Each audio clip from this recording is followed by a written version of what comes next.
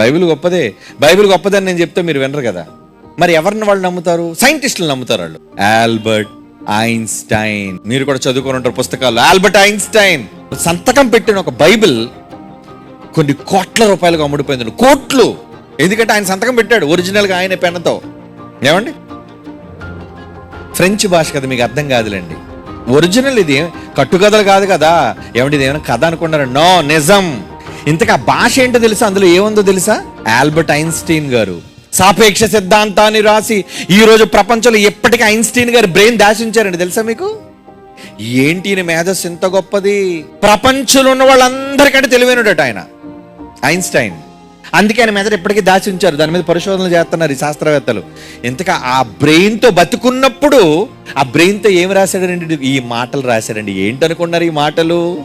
Bible ఒక మహాజ్ఞాన గ్రంథం. ఇంకేమైనా సరే తెలుసా? దానిని రోజు చదవాలి. అది ఆ మాటకు అర్థం. రోజు చదవాలండి బైబిల్ని. మరి సైంటిస్టే రోజు బైబిల్ని చదవాలని చెప్తే నువ్వేంట్రా బైబిల్ చదవద్దు, బైబిల్ ముట్టుకోవద్దు, బైబిల్ పట్టుకోకూడదు అంటున్నావు? ఈరోజు ఎవడైతే బైబిల్ గురించి తప్పుడు కోతలకు వస్తున్నాడు, డిగ్రీ చేసి ఉంటాడు, ఎంఏయో బిఏయో, ఏమండి ఇంటరో, ఏదో ఒక సర్టిఫికేట్ ఉంటుంది కదా వాడికి. ఆ సర్టిఫికెట్లో వాడు ఐన్స్టీన్ చదవకుండా వాడి సర్టిఫికేట్ వచ్చిందో చెప్పండి?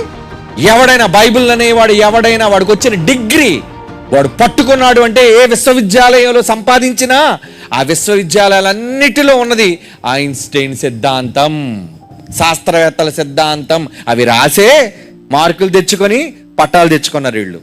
ఏదో ఒక డిగ్రీ తెచ్చుకున్నారు.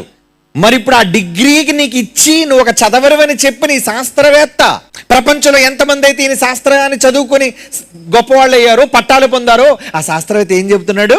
ఏం చదవమంటున్నాడు? బైబిల్ ఒక మహాజ్ఞాన నిధి గ్రంథం.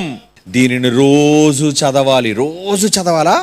ఆయనే రోజు చదవమని చెప్పినప్పుడు నువ్వెందుకురా చదవనివ్వట్లేదు?